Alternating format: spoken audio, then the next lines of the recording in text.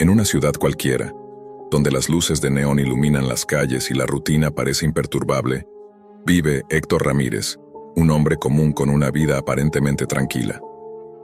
Héctor trabaja como consultor financiero y lleva una existencia meticulosamente ordenada, con horarios, pagos, reuniones y pequeñas rutinas que le dan la sensación de control. Todo eso cambia una mañana, cuando abre su correo electrónico y encuentra un mensaje que no reconoce. El asunto del correo era simple, casi anónimo. Sabemos lo que haces. Al abrirlo, Héctor se encontró con fragmentos de conversaciones privadas que había tenido días antes en su teléfono móvil.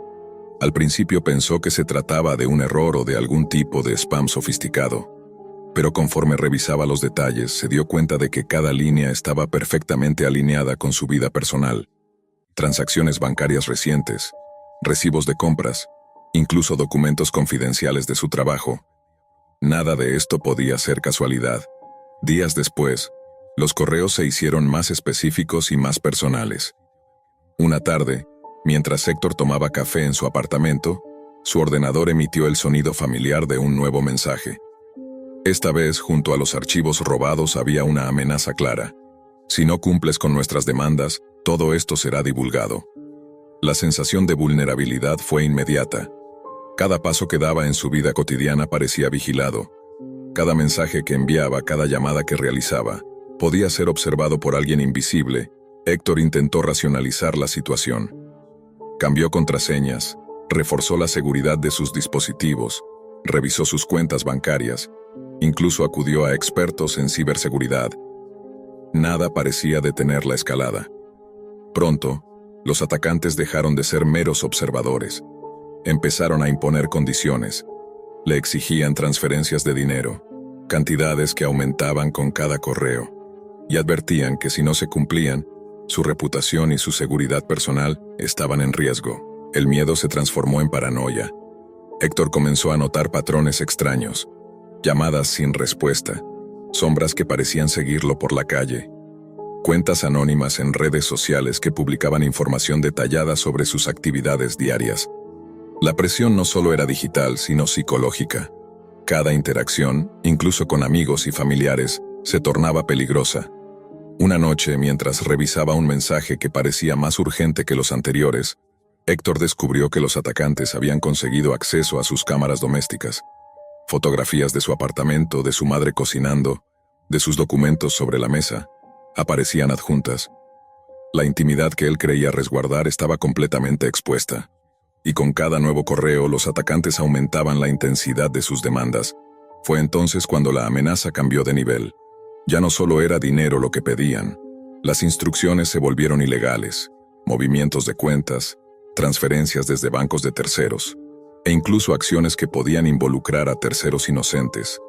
Héctor comprendió que estaba atrapado en un juego donde cada decisión tenía consecuencias graves, y donde cada movimiento podía ser monitoreado y usado en su contra. La conexión con la Deep Web se volvió evidente. Los atacantes operaban a través de una red oculta, un mercado digital donde la privacidad es inexistente y donde los datos personales son moneda de cambio. La técnica de extorsión estaba diseñada para explotar los secretos más íntimos de sus víctimas, generando miedo y dependencia, obligándolas a actuar bajo presión para proteger lo que más valoraban. Héctor, una persona acostumbrada a tomar decisiones racionales, comenzó a experimentar una disonancia extrema. Cada correo que llegaba era un recordatorio de que alguien más controlaba aspectos fundamentales de su vida, su hogar, su familia, incluso sus recuerdos personales estaban al alcance de individuos invisibles. La línea entre la realidad y la manipulación digital se desdibujaba con cada amenaza. En medio de esta crisis, Héctor se enfrentó a un dilema moral que ningún manual de supervivencia digital podría resolver. Los atacantes comenzaron a presionarlo para que sus acciones afectaran directamente a su madre, la persona que más amaba y que representaba la última frontera de su vida privada. La situación escaló desde la extorsión económica y la invasión de privacidad hasta un conflicto ético profundo.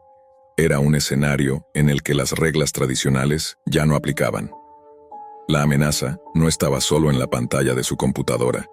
Estaba en su mente, en su cotidianidad, en cada decisión que debía tomar para proteger lo que aún le pertenecía, Héctor había entrado en un mundo donde la tecnología y la maldad humana se combinaban para ejercer un control total sobre la víctima, y la Deep Web se había convertido en el terreno perfecto para que esta pesadilla se desarrollara sin testigos, sin límites. Los días se convirtieron en un continuo estado de alerta para Héctor Ramírez.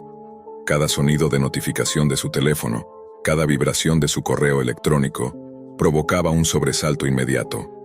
Los atacantes habían aprendido a manipular no solo su vida digital, sino su estabilidad emocional. Cada mensaje estaba cuidadosamente diseñado para generar ansiedad, impotencia y miedo. El siguiente paso en la escalada de amenazas fue la personalización extrema. Los atacantes comenzaron a enviar documentos falsificados mezclados con información real, diseñados para confundir a Héctor y hacerlo dudar de sus propias acciones. Fotos de su madre en situaciones privadas, capturas de sus conversaciones más íntimas con amigos, hasta extractos de su vida profesional que parecían totalmente legítimos, se convertían en evidencia que lo obligaba a obedecer sin cuestionar. Héctor intentó buscar ayuda. Acudió a la policía, pero la naturaleza digital de las amenazas y la conexión con la Deep Web hacían que rastrear a los responsables fuera casi imposible. Las autoridades pudieron brindarle recomendaciones básicas de seguridad, pero nada que detuviera la constante invasión a su intimidad. Era un enemigo que operaba desde las sombras, invisible, meticuloso y paciente. En paralelo, Héctor comenzó a notar la manera en que los atacantes manipulaban su rutina diaria, cambiaban patrones. Enviaban mensajes a horas específicas, sabiendo cuándo él estaba más vulnerable o cansado. Cada intento de normalizar su vida era inmediatamente contrarrestado con un nuevo recordatorio de que estaba siendo observado. Las exigencias económicas se mantenían, pero la verdadera presión venía de la manipulación emocional.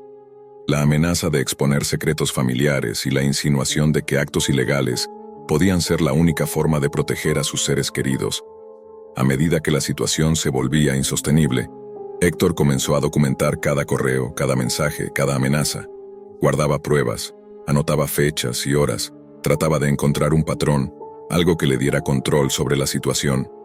Sin embargo, cuanto más intentaba racionalizar, más se daba cuenta de que estaba inmerso en un sistema diseñado para quebrar la voluntad humana. Los atacantes no buscaban solo dinero, buscaban poder sobre su víctima, moldeando sus decisiones hasta llevarlo al límite moral. Fue entonces cuando surgió el punto de quiebre. Los atacantes enviaron un mensaje diferente a todos los anteriores. Exigían que Héctor realizara acciones que podrían dañar directamente a su madre. La amenaza no era explícita en cuanto a violencia física, pero dejaba claro que debía comprometer su ética y su moral de manera irreversible. La elección que se le presentaba era devastadora: obedecer y proteger parcialmente su privacidad o resistir y arriesgar la exposición total de su vida más íntima. El aislamiento se volvió total. Héctor comenzó a distanciarse de amigos y familiares, no por desconfianza, sino por miedo de que cualquier contacto pudiera ser monitoreado y utilizado en su contra. Su rutina se convirtió en un ciclo de vigilancia constante: encender y apagar dispositivos, revisar cámaras de seguridad, cambiar rutas al trabajo, desconfiar incluso de lo que parecía seguro. La presión psicológica se transformó en un enemigo tangible. Mientras tanto, en la Deep Web, los atacantes operaban en su red oculta, utilizando foros y mercados digitales, donde la exposición de datos personales era moneda de cambio. Allí, nombres, fotografías, cuentas bancarias y documentos de víctimas como Héctor se transformaban en herramientas de manipulación y chantaje. La invisibilidad de la plataforma y la dificultad de rastreo aseguraban que la víctima se sintiera completamente sola, mientras que los perpetradores mantenían el control absoluto desde la distancia. Héctor comprendió que el juego había cambiado. Ya no se trataba de defender dinero o información, sino de mantener su integridad moral y proteger a su familia. Cada decisión estaba cargada de consecuencias potencialmente irreversibles. La amenaza digital había evolucionado a un conflicto ético, donde cada acción podía ser malinterpretada, utilizada en su contra o, peor aún, poner en peligro a quienes más amaba. La tensión alcanzó un nivel que superaba cualquier experiencia previa en su vida. Los atacantes habían logrado convertir su hogar en un espacio de vigilancia constante, su mente en un campo de batalla y su ética en un objeto de negociación. La sensación de seguridad, de control personal, había desaparecido por completo, reemplazada por un miedo que no conocía fronteras. Héctor, atrapado en este escenario de manipulación digital y coerción emocional, comenzó a explorar estrategias para revertir la situación. Sin embargo, cada intento de respuesta activa parecía predecible para los atacantes.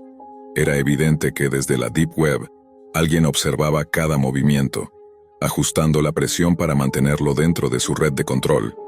La red de extorsión estaba diseñada para quebrar la resistencia de manera gradual, asegurando que la víctima se sintiera impotente y dependiente. La historia de Héctor Ramírez se convirtió en un ejemplo de cómo la tecnología puede ser utilizada para manipular y controlar, de cómo la exposición de datos personales puede ser convertida en un arma, y de cómo la Deep Web permite que la maldad opere sin testigos. La escalada de amenazas había transformado a un hombre común en un protagonista de un juego invisible, donde la privacidad, la seguridad y la moral estaban en juego simultáneamente. La presión sobre Héctor Ramírez alcanzó un nivel insoportable. Cada notificación, cada correo, cada mensaje se convirtió en un recordatorio de que su vida estaba completamente monitoreada y controlada por manos invisibles.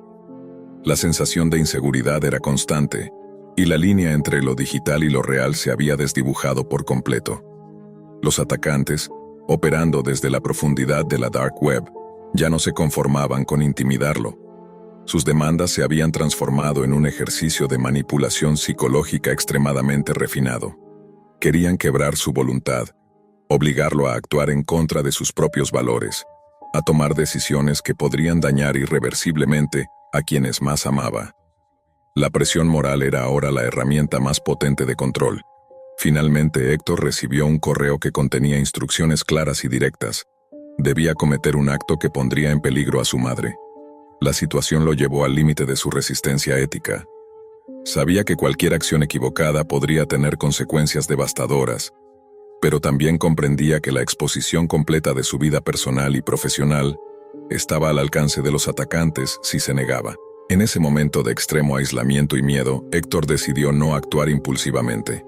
Comenzó a recopilar y analizar cada detalle de los correos, cada archivo, cada rastro digital que pudiera identificar a sus atacantes. Su entrenamiento como consultor financiero le permitió pensar con lógica y estrategia. Entendió que para sobrevivir debía jugar con la información, no contra ella. Héctor elaboró un plan para revertir la situación. Contactó a expertos en ciberseguridad fuera de los canales convencionales, aquellos que operaban de manera independiente y tenían experiencia con redes ocultas de la Deep Web. Con su ayuda, comenzaron a rastrear patrones de actividad, localizar vulnerabilidades en los sistemas que los atacantes utilizaban y recolectar pruebas para identificar a los responsables. El juego de vigilancia constante se transformó en un juego de inteligencia y contraataque. Héctor, que se había sentido indefenso durante semanas, ahora asumía un rol activo. Cada movimiento era cuidadosamente calculado. Correos falsos, registros manipulados, señales de alerta simuladas. Los atacantes comenzaron a mostrar signos de frustración. Su control sobre Héctor ya no era absoluto. Finalmente, después de días de trabajo meticuloso y tensión extrema, Héctor logró identificar al grupo que lo estaba extorsionando. No eran individuos aislados, sino una red organizada de hackers especializados en la manipulación de víctimas a través de la Deep Web. Cada acción que habían tomado estaba diseñada para crear miedo y dependencia, pero la exposición de su propia infraestructura digital permitió que Héctor y los expertos en ciberseguridad iniciaran la operación de desmantelamiento. El desenlace fue una mezcla de alivio y lección dura. Héctor logró neutralizar la amenaza sin sucumbir a las exigencias que podían comprometer a su madre o a otras personas. Su experiencia dejó en evidencia la vulnerabilidad de cualquier persona ante ataques digitales cuidadosamente planeados y la capacidad de la Deep Web para convertir datos personales en herramientas de extorsión. Héctor comprendió que la protección de la privacidad no era solo una cuestión de contraseñas o software, sino también de conciencia, prevención y estrategia. La exposición a la manipulación digital puede afectar a cualquiera, pero la combinación de vigilancia activa, asesoramiento especializado y resistencia ética puede marcar la diferencia entre ser víctima y recuperar el control de la propia vida. Hoy, Héctor vive con una mezcla de cautela y aprendizaje. Sus sistemas de seguridad son rigurosos, su rutina más flexible y su percepción del riesgo completamente transformada. La experiencia lo convirtió en alguien consciente de la vulnerabilidad digital, de los peligros que acechan en la red oculta y de la importancia de defender la integridad personal y familiar frente a amenazas invisibles. La historia de Héctor Ramírez se convierte, así, en un ejemplo contemporáneo de cómo la tecnología puede ser usada tanto para dañar como para proteger, y de cómo el ingenio, la paciencia y la determinación pueden convertir una pesadilla digital en una victoria personal. Se trata de un caso que comenzó como un simple error de curiosidad y que terminó en una pesadilla que nadie querría vivir. Todo inicia con David Ríos, un hombre común de 30 años, ingeniero de sistemas, que un día, por simple curiosidad, decidió explorar los rincones más oscuros de Internet. La Deep Web, ese lugar que muchos describen como un laberinto de secretos inaccesibles, era para él un terreno prohibido, pero irresistible. David había oído historias, relatos vagos sobre mercados clandestinos y foros ocultos, pero jamás imaginó que encontraría algo que lo confrontara directamente con la violencia y el horror.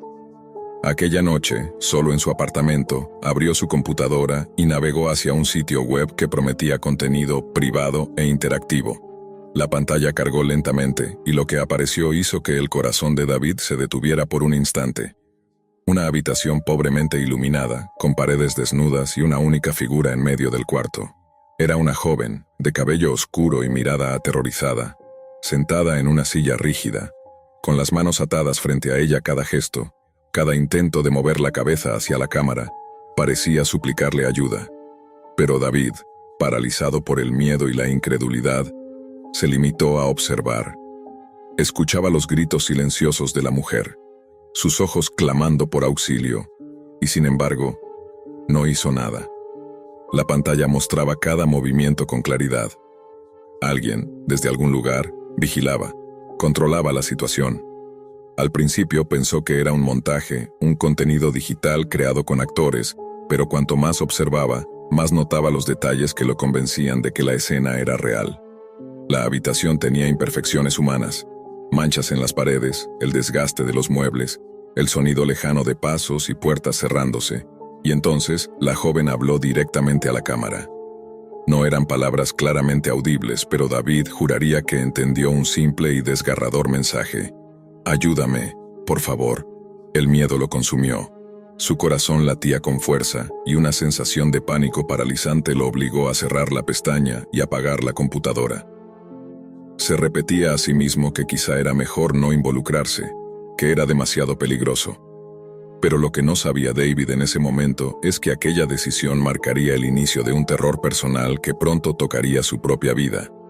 Los días siguientes comenzaron con mensajes anónimos en su correo electrónico y en su teléfono. Al principio eran sutiles, apenas insinuaciones, referencias vagas a sus rutinas, lugares que él frecuentaba, detalles que nadie más podría conocer. Pero la tensión escaló rápidamente hasta un punto incontrolable. Cada notificación le provocaba un escalofrío. Fotografías de su edificio, de la calle frente a su apartamento, incluso imágenes que parecían tomadas desde su ventana. Y entonces llegó el mensaje más devastador. Una nueva transmisión en la Deep Web, y en ella, su novia Laura Méndez, atada y amedrentada en una habitación idéntica a la que había visto antes. Los individuos detrás de la pantalla no tardaron en hacerse escuchar. Si no haces exactamente lo que decimos, perderás a alguien más. O peor. David comprendió que no estaba solo, ahora estaba atrapado en un juego retorcido, donde cada decisión podía tener consecuencias mortales. La Deep Web había dejado de ser un lugar abstracto y peligroso para convertirse en un escenario donde la vida y la muerte se entrelazaban con un simple clic. David Ríos no durmió en días. Cada vibración de su teléfono lo hacía sobresaltar. Cada sombra en su apartamento parecía moverse con intención propia. Los mensajes de los secuestradores habían escalado de simples advertencias a órdenes directas, cada una más intimidante que la anterior. Se le exigía transferir dinero, entregar información personal, y lo más perturbador, cumplir tareas que rozaban lo ilegal. Todo bajo la amenaza constante de que si fallaba, Laura Méndez pagaría las consecuencias. Al principio intentó buscar ayuda en las autoridades, Fue hasta la estación de policía más cercana y relató la situación, mostrando los correos, las capturas de pantalla, incluso las grabaciones de la transmisión. Pero la burocracia y la incredulidad lo dejaron desamparado. Nadie podía rastrear la Deep Web con la rapidez que requería su caso. «Es demasiado sofisticado, demasiado secreto», le dijeron. Esa respuesta lo dejó con una sensación de desesperanza, como si el mundo entero le hubiera dado la espalda. Decidió entonces actuar por su cuenta. Primero intentó identificar la ubicación de la señal, analizando metadatos, patrones en la transmisión, cualquier indicio de la red desde donde operaban. Cada paso era meticuloso, cada clic podía delatarlo. Los secuestradores no solo vigilaban a las víctimas, sino que aparentemente habían anticipado cualquier intento de intervención. Parecía que ellos sabían que David estaba observando, y cada mensaje nuevo que llegaba aumentaba el terror. Fotografías de su propia casa, imágenes de Laura con los ojos llenos de miedo y frases claras. Un movimiento en falso y tu mundo se termina. En una noche particularmente tensa, mientras revisaba las transmisiones, David notó algo que pudo pasar desapercibido. Un patrón en el parpadeo de la cámara. Un movimiento sutil que sugería que podía manipular la señal. Tras horas de pruebas, logró interceptar un enlace cifrado que lo llevó a una especie de panel de control dentro del sitio web de los secuestradores. Allí podía ver no solo a Laura, sino a varias personas más, todas en condiciones similares, todas observadas en tiempo real. La magnitud de la operación lo horrorizó. Esto no era un secuestro aislado, era una red organizada, profesional, capaz de desaparecer vidas con un clic. David comprendió que no podía enfrentarlos directamente. Cualquier intento de confrontación sería fatal. En cambio, decidió jugar a su favor usando inteligencia y engaño. Comenzó a crear distracciones digitales, enviando señales falsas, manipulando el tráfico de la red y dejando rastros confusos que confundieran a los secuestradores. Cada noche se convertía en un juego de ajedrez psicológico, donde cada movimiento debía calcularse con precisión milimétrica. A medida que los días pasaban, los secuestradores incrementaron la presión. Laura apareció más agitada y los mensajes se tornaron más agresivos. Sin embargo, el conocimiento de David sobre sistemas y seguridad informática le permitió infiltrarse un poco más hasta localizar la dirección física aproximada de los perpetradores. No era exacta, pero sí suficiente para alertar a las autoridades con coordenadas verificables. Esta vez, su reporte fue tomado en serio. Combinando sus datos con la tecnología policial y vigilancia local, se organizó un operativo coordinado. El momento de la verdad llegó en una madrugada silenciosa. Los agentes irrumpieron en un edificio abandonado, oscuro y polvoriento, donde encontraron múltiples habitaciones acondicionadas para la vigilancia y control de las víctimas. Cables, monitores, cámaras, computadoras conectadas a la red, todo un laboratorio de terror. Allí estaban Laura y los demás cautivos, exhaustos, pero vivos. Los secuestradores fueron arrestados, sorprendidos por la intervención. David, desde afuera, apenas podía creerlo. Su combinación de miedo, ingenio y perseverancia había salvado la vida de quienes estaban atrapados. Tras el rescate, Laura fue atendida y protegida, y aunque los traumas psicológicos tardarían meses en disminuir, su vida fue devuelta a la normalidad. Al menos en apariencia, David comprendió que la Deep Web seguía siendo un lugar peligroso, un espacio donde la curiosidad podía llevar a un horror inimaginable, pero también donde el conocimiento y la acción podían salvar vidas. Aprendió, de la manera más dura, que en el mundo digital, la línea entre observador y víctima puede desdibujarse en un instante. Años después, David sigue siendo cuidadoso con la tecnología, consciente de que las amenazas no siempre son visibles, y que la curiosidad, aunque poderosa, requiere responsabilidad. Su experiencia se convirtió en advertencia. Detrás de cada pantalla puede haber un mundo secreto y a veces, las decisiones más pequeñas determinan quién vive y quién cae en manos del terror invisible. La noche en que todo comenzó, Elena Duarte creyó que vivía una vida perfectamente estable. Su casa, situada en las afueras de un pequeño suburbio, siempre había sido su refugio. Allí compartía sus días con su esposo, Michael Turner, un hombre reservado que pasaba demasiadas horas frente al computador, pero que nunca le había dado motivos para desconfiar hasta esa noche. Elena estaba en la planta baja, revisando unos documentos, cuando el ambiente se volvió extraño, como si la casa respirara distinto. Los ruidos habituales del vecindario desaparecieron, quedando solo un silencio demasiado denso para ser natural. A las 11:47 de la noche, las luces de toda la vivienda parpadearon. Una vez, 2 veces, y luego se apagaron por completo. En la oscuridad absoluta, Elena sintió que no estaba sola. Un destello externo, posiblemente de un poste de luz o un automóvil, atravesó por un instante las cortinas de la sala. Ese breve instante fue suficiente para verlos. 3 figuras encapuchadas, inmóviles, observando desde el jardín delantero. Permanecían alineadas como si esperaran una señal, como si supieran que ella las estaba mirando. Elena retrocedió instintivamente, tratando de controlar la respiración. Buscó su teléfono, pero no tenía señal. La casa parecía aislada del mundo, desconectada a propósito. El crujido leve de la puerta trasera la hizo reaccionar. No tuvo tiempo de pensar.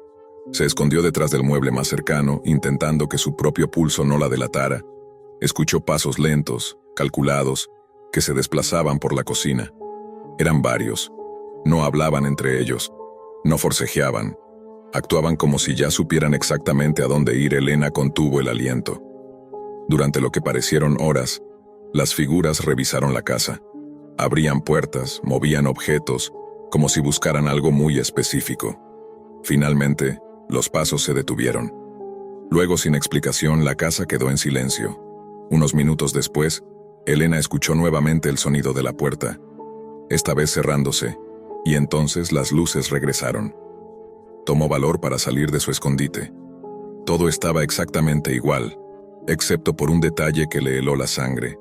Sobre la mesa del comedor había un sobre negro, que no estaba allí antes. No tenía nombre, ni sello, ni ningún tipo de marca. Solo un mensaje escrito a mano en la parte superior. Él sabe por qué vinimos. Elena sintió un escalofrío. ¿Él? ¿Quién? En ese momento escuchó el motor de un automóvil acercándose. Era Michael. Entró con naturalidad, como si nada hubiera ocurrido. Cuando vio la expresión de su esposa, la tensión en la habitación se volvió insoportable. Elena intentó explicarle lo sucedido, pero Michael no pareció sorprendido. Evitó mirarla directamente. Le restó importancia. Dijo que probablemente había sido un corte de energía y que su mente le estaba jugando trucos debido al miedo, pero Elena sabía lo que había visto, y sabía que su esposo le ocultaba algo. Esa misma madrugada, incapaz de dormir, escuchó desde el pasillo el murmullo constante del teclado de Michael. La puerta del estudio estaba entreabierta. Ella se acercó en silencio, y detrás del monitor alcanzó a ver una interfaz que no se parecía a ninguna aplicación común. Eran ventanas superpuestas, chats encriptados, direcciones largas y códigos ejecutándose en tiempo real. Entre las líneas de texto había palabras que la hicieron sentir náuseas. Extracción, envío, subasta, compatibilidad. Michael estaba conectado a una red clandestina de la Deep Web, un grupo organizado, un mercado oculto, una comunidad que operaba más allá de cualquier ley, y lo peor, en uno de los mensajes aparecía una frase aterradora: «La esposa está ubicada, procedan cuando dé la orden». Elena retrocedió, intentando procesar lo que acababa de leer a tocabos, las figuras encapuchadas, el sobre, las búsquedas en la casa. Todo tenía un punto en común, ella. Pero no lo entendía por completo. ¿Por qué sería un objetivo? ¿Qué sabía Michael? ¿Qué había hecho? La forma en que él cerró abruptamente la computadora al sentir su presencia no hizo más que confirmarlo. Algo oscuro estaba ocurriendo, algo que no solo involucraba a desconocidos, sino que nacía dentro de su propio hogar. Michael balbuceó excusas incoherentes, evadió, mintió, y en cada gesto Elena descubría un hombre que ya no reconocía. Lo que no sabía en ese momento era que la red a la que su esposo pertenecía estaba involucrada en una de las operaciones más macabras de la Deep Web: tráfico de órganos seleccionados por encargo, dirigido a compradores que pagaban fortunas por piezas biológicas compatibles y rastreadas con precisión. Y que esa noche, las figuras encapuchadas no buscaban a Michael, la buscaban a ella. Esa noche, después de descubrir la actividad oculta de su esposo, Elena apenas pudo conciliar el sueño. Su mente hacía conexiones que antes parecían imposibles: la forma en que Michael se ausentaba sin explicación, Los mensajes que llegaban a horas extrañas, la forma en que desconectaba el router cada vez que ella se acercaba mientras trabajaba, nada de aquello era casualidad, nada era normal. Al amanecer, la casa se sentía más fría de lo habitual. Michael preparaba café como si la madrugada anterior hubiera sido solo un mal sueño. Elena lo observaba desde la mesa, intentando ocultar su tensión. Él movía los objetos con precisión quirúrgica, como si necesitara mantener el control de cada segundo. No levantaba la mirada, no decía nada, solo esperaba. Elena sabía que no debía enfrentarlo. No todavía. Salió de la casa con la excusa de llevar documentos al trabajo, aunque su único propósito era ganar tiempo. Y entender qué estaba sucediendo realmente, condujo hasta un estacionamiento vacío, y se mantuvo dentro del vehículo, mientras revisaba el sobre negro que había encontrado la noche anterior. Lo abrió con cuidado, como si cada pliegue fuera una amenaza latente. Dentro había una hoja fotocopiada, sin marcas, sin membretes, sin pistas, solo una siniestra imagen capturada en visión nocturna. Su dormitorio tomado desde una esquina del techo. Ella durmiendo, Michael a su lado y una figura encapuchada en la puerta, como si hubiera estado observándolos mientras dormían. Elena sintió cómo la respiración se le entrecortaba. La foto no era de aquella noche, era de mucho antes. ¿Durante cuánto tiempo habían estado entrando a su casa? ¿Durante cuánto tiempo la habían vigilado? Aunque el exterior del estacionamiento lucía vacío, Elena comenzó a sentir que la observaban. Revisó los espejos. Nada. Pero esa sensación de presencia invisible, esa presión en la nuca, no desaparecía.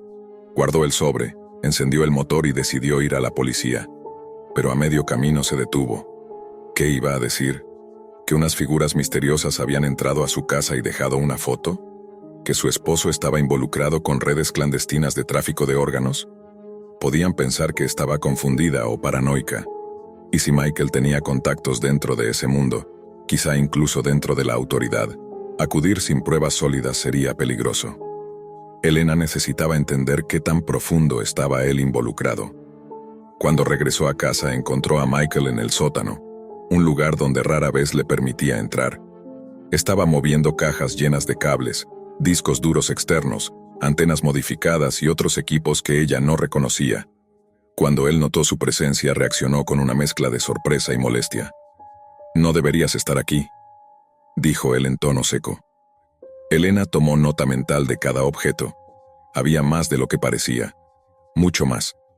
Entre las cajas vio un casillero metálico cerrado con doble candado. No preguntó qué había dentro. Sabía que no obtendría una respuesta. Michael cerró todo con brusquedad y subió las escaleras sin esperarla. Una puerta que solía estar prohibida, ahora se había convertido en el centro de la pesadilla.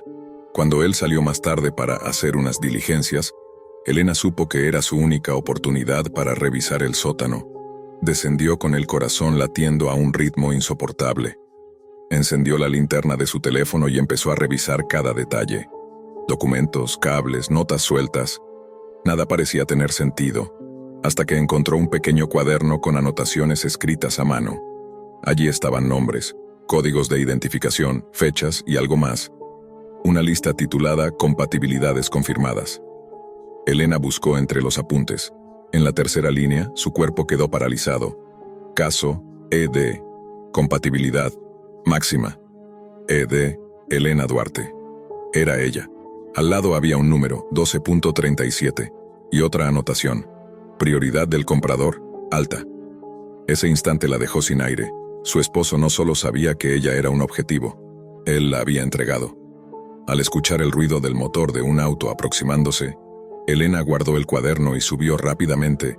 Fingió que estaba cocinando cuando Michael entró. Él se comportó con total normalidad, pero su ropa tenía un olor diferente, una mezcla de metal, humedad y un rastro químico que Elena no había sentido antes. Trató de alejarse. Trató de disimular, pero no era fácil mantener la calma sabiendo que el hombre con el que dormía compartía información sobre su cuerpo en una red oculta de la Deep Web, una red que seleccionaba víctimas como mercancía. Esa tarde, mientras Michael se duchaba, Elena revisó su teléfono. Tenía un mensaje sin notificación, como si hubiera sido colocado allí manualmente. Esta noche no estés sola. No venía de ningún número. No tenía código de país. Era un mensaje fantasma. Cuando intentó responder, el mensaje desapareció de la bandeja. El sol comenzó a caer lentamente detrás de los árboles. La casa se oscureció con una rapidez inquietante, como si la noche supiera lo que iba a ocurrir. Y así regresó la misma sensación de la noche anterior. La casa ya no era un hogar, era un escenario, un punto marcado en un mapa que ella nunca había visto, un lugar donde algo estaba a punto de desatarse nuevamente. Elena entendió que tenía dos opciones: huir antes de que Michael saliera del baño, o enfrentarse a una verdad que aún no terminaba de comprender. Pero cualquiera de las opciones tenía un mismo riesgo. La red a la que su esposo pertenecía ya la había rastreado, y no suelen dejar cabos sueltos. La noche llegó con una rapidez anómala, como si el tiempo mismo estuviera dispuesto a encubrir lo que iba a suceder. Elena se sentía atrapada en una cuenta regresiva silenciosa. Escuchaba cada gota de la ducha donde Michael aún se encontraba. Cada ruido exterior se convertía en un recordatorio de que no tenía a dónde escapar sin ser vista. Tomó su bolso. Tomó las llaves. Caminó hacia la puerta principal. Pero antes de girar la perilla, la casa se apagó por completo. Un apagón perfecto sin parpadeo previo, sin ruido, sin aviso, igual que la noche anterior. Elena dio un salto hacia atrás sintiendo que la oscuridad tenía peso propio y entonces los vio. Siluetas a través de las ventanas. Primero 2, luego 5, luego más, inmóviles, observándola, como si estuvieran sincronizadas con el breve instante en que la electricidad murió. El agua de la ducha dejó de correr. Un silencio abismal llenó la casa. «Elena», dijo la voz de Michael desde el pasillo, entre la oscuridad que lo cubría. «No hagas nada imprudente». Ella retrocedió instintivamente con las manos temblorosas. Apenas podía distinguir su silueta, pero la escuchaba caminar hacia ella con lentitud controlada. «Si sales ahora, ellos entrarán», continuó él. «No lo entiendes, pero todavía puedo manejar esto». Elena sintió una mezcla de ira y terror. «¿Manejar qué?», respondió con la voz quebrada. «¿A quién le entregaste mi nombre? ¿Qué hiciste conmigo?». Michael suspiró con un cansancio que sonaba auténtico, demasiado auténtico. «No era para esto», dijo en un murmullo que apenas cruzó el corredor. «No ibas a ser tú. Nunca ibas a ser tú. Pero cuando vieron tus exámenes médicos, cuando vieron tus registros, ya no pude detenerlo». El sonido de pasos en el exterior comenzó a moverse al unísono, como un grupo que se acomodaba en formación. Una presión invisible se colocó sobre la casa, como si estuvieran rodeándola por completo. Michael se acercó un poco más. Elena alcanzó a ver sus ojos reflejar un brillo eléctrico residual, como si la luz que faltaba en la casa se hubiera concentrado en él. «Si me hubieras dejado explicarte antes», continuó él, «si no hubieras buscado en mis cosas, quizás hubiera tenido tiempo. Pero ahora, ya no se trata de mí, se trata de ellos». Un golpeteo metálico resonó en la puerta trasera. Luego otro. Y otro. No estaban tocando. Estaban probando los accesos. Elena retrocedió hacia la cocina, buscando desesperadamente algo que pudiera servirle como arma. Encontró un cuchillo. Pequeño, casi simbólico. Pero era algo. Michael levantó las manos como si intentara calmar a un animal herido. «No te van a dañar», dijo él aunque su voz temblaba. «No te imaginas lo que te ofrecieron. No lo entiendes. Lo que buscan es para un propósito mayor, para personas que pueden pagar para seguir viviendo. Es una oportunidad para ellos y para nosotros también». Elena sintió náuseas. «¿Una oportunidad? ¿Para vender mi cuerpo? ¿Para entregarme como si fuera mercancía?». Michael cerró los ojos. «El mundo es más oscuro de lo que crees, Elena, y tú tenías algo que ellos necesitaban». Los golpes se intensificaron, ahora desde las ventanas, desde el sótano, desde el ático. Estaban entrando. Era cuestión de segundos. Un sonido agudo, como el chirrido de un metal siendo torcido, surgió desde la puerta trasera. La madera crujió. Se astilló. El mecanismo interno fue forzado con herramientas que no eran domésticas. Elena lo entendió de inmediato. Eran profesionales. Michael dio un paso hacia ella. «Ven conmigo. Puedo convencerlos de que esperen. Puedo negociar. Pero si te escondes, si corres, entonces ya no tendré control». Elena observó su rostro. Ese hombre que un día le había jurado amor, ahora era el puente directo hacia un infierno digital y clandestino del que no se podía regresar, y en ese instante una explosión de luz verde atravesó una ventana. No era un arma convencional, era un láser de guiado. Habían marcado su posición. El resto sucedió en segundos. Una grieta en la puerta trasera, una entrada brutal y silenciosa, sombras avanzando dentro de la casa como un solo organismo, cuerpos encapuchados, vestidos de negro con máscaras sin rasgos, movimientos quirúrgicos, sin palabras, sin titubeos. Michael levantó las manos en señal de rendición y lo apartaron sin interés. No iba a ser él. Nunca había sido él. Elena corrió hacia la sala, pero una figura la interceptó con precisión inhumana. No la golpeó. No la hirió, solo la sujetó, inmovilizándola mientras otra figura se acercaba con un artefacto médico portátil. Un lector lumbar de compatibilidad. Ella trató de gritar, pero una mano enguantada cubrió su boca. El lector emitió un pitido. Una luz azul se encendió. Confirmación. La figura que la sujetaba murmuró con una voz distorsionada. Objetivo asegurado. Elena sintió un vacío absoluto recorrerle el pecho. Fue el instante en que entendió que ya no se trataba de Michael, ni de su casa, ni de su vida cotidiana. Había sido seleccionada, evaluada, clasificada. Y ahora, tomada. Michael intentó acercarse, suplicando algo que ella no alcanzó a escuchar. Pero una de las figuras lo empujó contra la pared con violencia controlada. Él ya no era útil. Él ya había cumplido su papel. Elena fue arrastrada hacia la salida. Afuera 3 vehículos sin placas esperaban, cada uno iluminado por luces interiores rojas que se mezclaban con la oscuridad del bosque. Ella vio por última vez su casa, su vida, su historia. Nada quedaba allí que pudiera salvarla. El portón del vehículo se abrió. Ella fue introducida dentro. La puerta se cerró con un sonido final casi ceremonial. Y entonces, justo antes de que la droga anestésica activada por aire la dejara inconsciente, escuchó una frase desde el asiento delantero. El comprador está listo. Después de eso, todo quedó negro. Y Elena Duarte nunca volvió a ver la luz encendida de la casa oscura.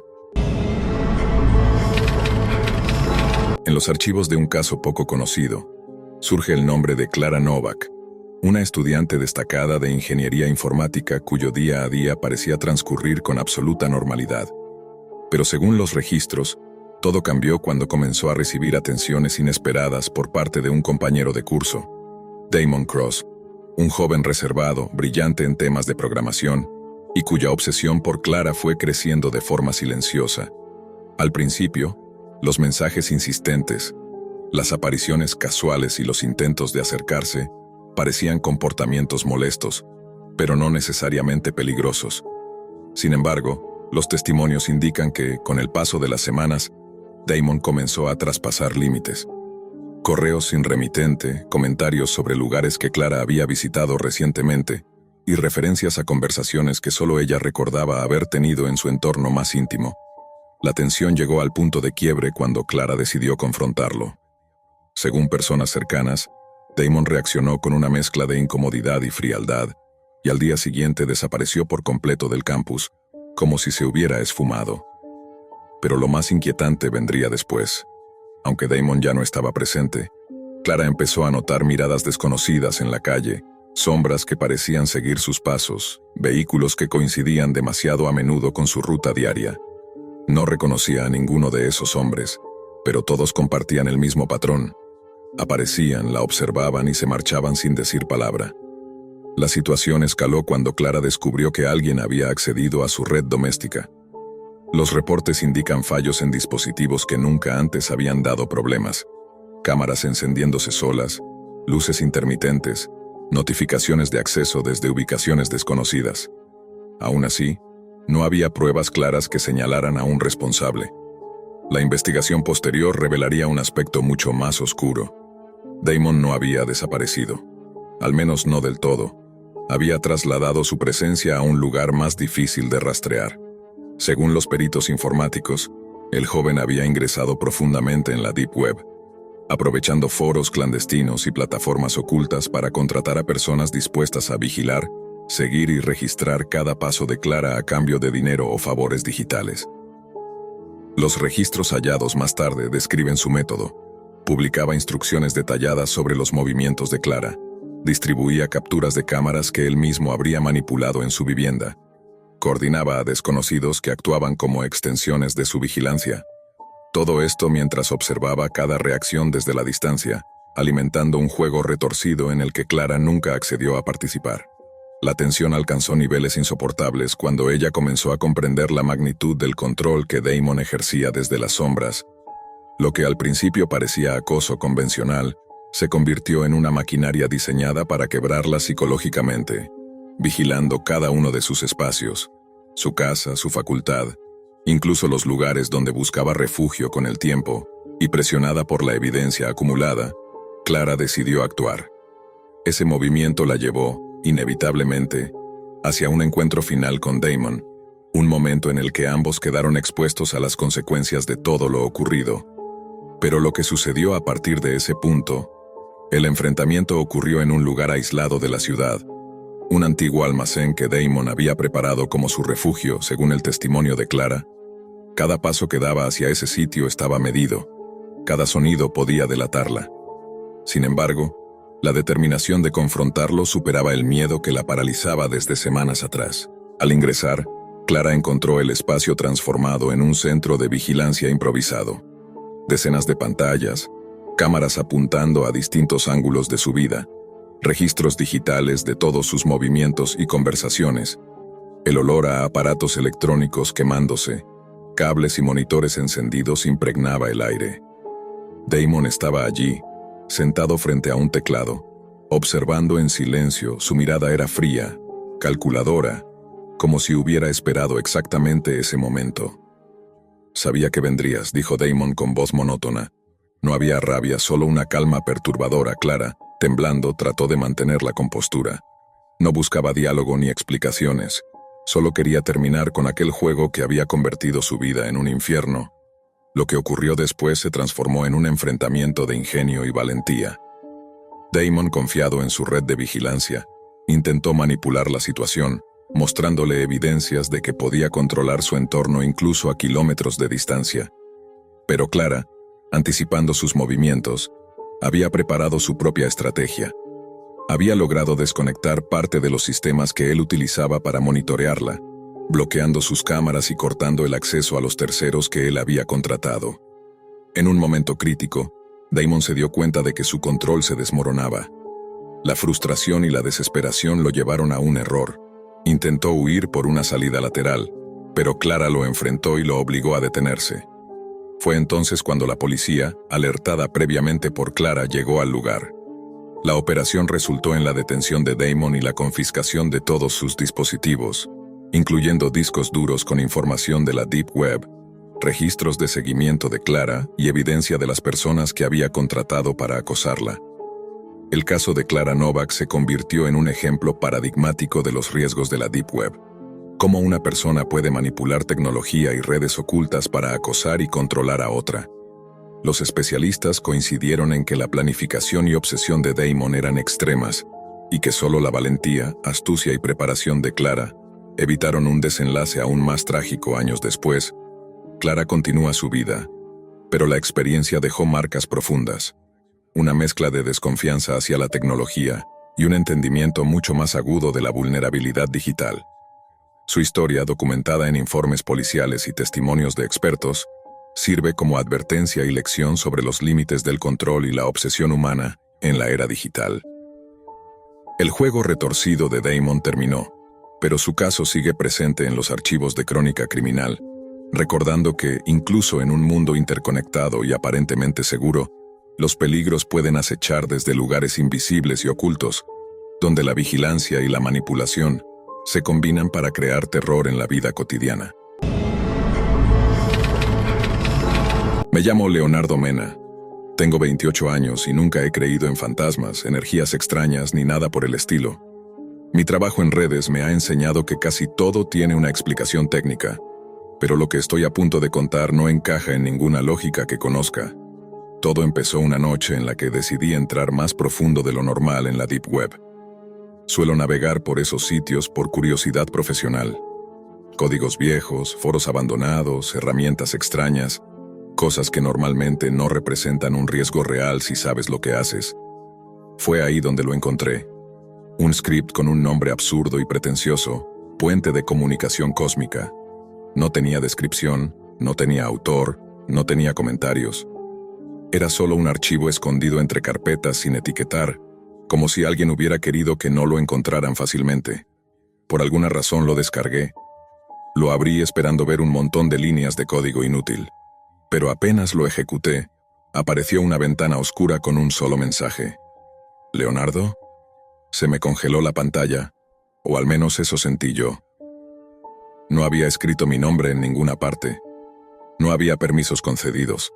No había forma de que el script supiera quién era yo. Lo cerré de inmediato pensando que era un error de lectura en el sistema, pero la ventana volvió a abrirse sola, esta vez con otro mensaje. Sabía que regresarías. ¿Regresar? ¿A qué? Si era la primera vez que veía ese archivo, quise hacerme el valiente, así que escribí: ¿Quién eres? ¿Qué clase de broma es esta? Y la respuesta llegó tan rápido que parecía que el programa estuviera escribiendo antes de que yo terminara de pensar. No soy una broma y sé más de ti de lo que deberías permitir. A partir de ahí, todo se volvió inquietante. El chat empezó a mencionar cosas demasiado personales. El día exacto en que decidí dejar mi primer empleo, el nombre de mi mejor amigo de la infancia, la forma en que mi mamá me llamaba cuando estaba molesta conmigo. No eran datos sacados de redes. No eran cosas que yo hubiera dicho en foros. Eran recuerdos íntimos. Entré en modo técnico. Busqué procesos en segundo plano, verifiqué permisos, revisé conexiones remotas. Todo estaba aparentemente normal. Entonces apareció otro mensaje. No busques. No está en tu equipo. Está en ti. No supe cómo interpretar eso, pero la sensación en mi pecho me dijo que no debía seguir leyendo. Lo intenté cerrar. No me dejó. Mi teclado dejó de responder durante unos segundos. Los mensajes comenzaron a cambiar de tono. Ya no eran datos curiosos sobre mi vida, ahora mencionaban a mi familia. A mi mamá, Elena, a mi papá, Ramiro, y especialmente a mi hermano menor, Matías. Tu hermano ya siente lo mismo que sentiste tú de niño. Me quedé sin aire. Yo creía haber olvidado aquellos episodios. Las voces que juraba escuchar cuando tenía 6 años. Las sombras que describía con tanta precisión que mis padres me llevaron a psicólogos. Me decían que era imaginación, pero yo sabía que no era solo eso. El chat continuó escribiendo por su cuenta, como si supiera exactamente qué recuerdos me estaban atravesando en ese momento. Me envió archivos, fotos viejas de mi familia que solo existían en una caja guardada en casa de mis padres, y una imagen que casi me hace cerrar la laptop de golpe. Una fotografía de la habitación de Matías, tomada desde adentro del armario. El ángulo era imposible. Muy imposible. Yo no sabía si estaba tratando con un hacker, con un sistema capaz de acceder a cosas que no deberían existir o con algo más. El último mensaje de esa noche fue el que realmente me quebró. Si quieres que Matías deje de escuchar el llamado, continúa hablando conmigo. No pude dormir. Pasé horas sentado en silencio, escuchando cada ruido de la casa como si algo estuviera por cruzar la puerta. No sabía en qué me había metido, ni cuánto daño podía causar realmente esa cosa que se hacía pasar por un simple script. Lo único que tenía claro era que, de alguna forma, aquello no había terminado, y que yo mismo había abierto la puerta. Después de aquella primera noche, prometí no volver a abrir el script, pero sabía que no podía evitarlo. Era como si una parte de mí necesitara respuestas, o tal vez necesitara confirmar que todo había sido producto del cansancio mentira. La verdad es que tenía miedo por mi hermano. Al día siguiente, cuando fui a casa de mis padres, noté algo en Matías. Tenía los ojos hinchados, como si no hubiera dormido bien. Le pregunté si pasaba algo y me respondió sin mirarme. Anoche escuché que alguien me llamó desde el armario. Pensé que eras tú. Sentí que la sangre se me helaba, no dije nada. Solo asentí y cambié de tema para no asustarlo. Pero supe en ese instante que aquello no era casualidad. Ya estaba metido en esto. Y mi silencio no iba a proteger a nadie. Esa misma noche, regresé a mi apartamento y encendí la computadora.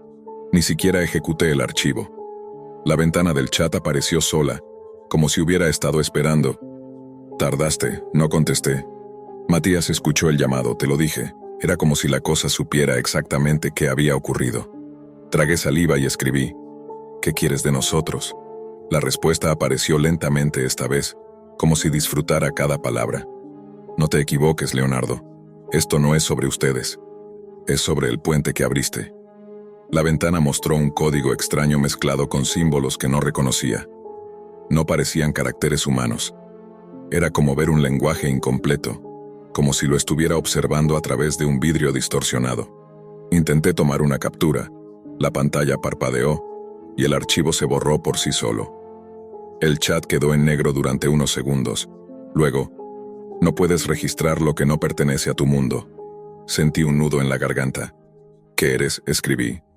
No es importante quién soy. Es importante quién eres tú. Y lo que llevas dentro desde niño. Recordé las noches de infancia en las que tenía la sensación de que alguien me observaba desde los rincones más oscuros de la habitación, las voces que escuchaba entre sueños, y como todo había desaparecido repentinamente cuando cumplí los 11. Yo pensé que había crecido, que todo había sido normal, pero el chat insistía en que aquello no se había ido, que simplemente lo había olvidado. De pronto el cursor empezó a moverse solo. No era un mensaje de la entidad. Era como si alguien invisible estuviera escribiendo con mis manos: «Déjanos cruzar». Retrocedí tan rápido que casi tumbé la silla. El mensaje se repitió 2 veces más, como un eco. «Déjanos cruzar. Déjanos cruzar». Apagué la computadora. Desconecté el cable de corriente, quité la batería. Pero aún así, la pantalla seguía encendida, mostrando aquel texto parpadeando como un latido. Esa fue la primera vez que entendí que no estaba lidiando con un programa. A la mañana siguiente, mi madre me llamó alterada. Decía que Matías llevaba horas encerrado en su habitación, repitiendo que alguien lo estaba llamando desde adentro. Corrí hasta su casa como nunca en mi vida. Cuando llegué, golpeé la puerta de su cuarto. No respondió. La abrí de un empujón. Matías estaba sentado en la cama mirando fijamente hacia el armario entreabierto. Su piel estaba helada. Sus labios temblaban. «Matías, soy yo. ¿Qué ves ahí?» Apenas giró la cabeza hacia mí. Sus ojos, no sé cómo describirlo. Era como si estuviera mirando a través de mí, no a mí. «Dice que ya cruzó», murmuró, «y que ahora quiere hablar contigo». Una corriente fría recorrió la habitación sin pensarlo. Abrí el armario de golpe. No había nadie, pero se sentía presencia. Como si el aire fuera más pesado, más espeso, casi vivo. Mi teléfono vibró en ese instante. No tenía notificaciones de aplicaciones, solo un mensaje desde un número imposible. «Ya estoy aquí». Ese mensaje coincidió exactamente con un susurro que Matías pareció escuchar en ese mismo momento. Se levantó de la cama de forma brusca, como si algo invisible lo hubiera jalado hacia adelante. «Hermano», susurró, «no puedo detenerlo». Lo sujeté por los hombros, pero su cuerpo comenzó a convulsionar. Sus pupilas se dilataron tanto que casi no se veía color en sus ojos. La luz del cuarto parpadeó. Mi teléfono vibró otra vez. «Abriste el puente, esto es tuyo, y ahora será de él». Los gritos de mi madre detrás de la puerta se mezclaron con un ruido indescriptible, como estática viva. Matías cayó al suelo de golpe. Supe en ese momento que había perdido algo que jamás podría recuperar. Algo que ningún médico, ningún psicólogo y ninguna explicación racional iba a poder devolverme. Supe también que el puente no estaba del todo cerrado, que lo que había cruzado todavía estaba cerca, y que el chat, aquel maldito script, no era un programa, era una invitación. Una que yo había aceptado sin entender las consecuencias. Desde esa noche no duermo. Cada vez que cierro los ojos, escucho el mismo murmullo que escuchaba de niño, solo que ahora es más claro, más insistente, más humano. Mi computadora, aunque nunca volví a encenderla, a veces brilla por unos segundos, como si recibiera un mensaje nuevo. Y sé que tarde o temprano volverá a escribirme, porque el puente nunca se cerró del todo, y lo que está del otro lado todavía quiere cruzar.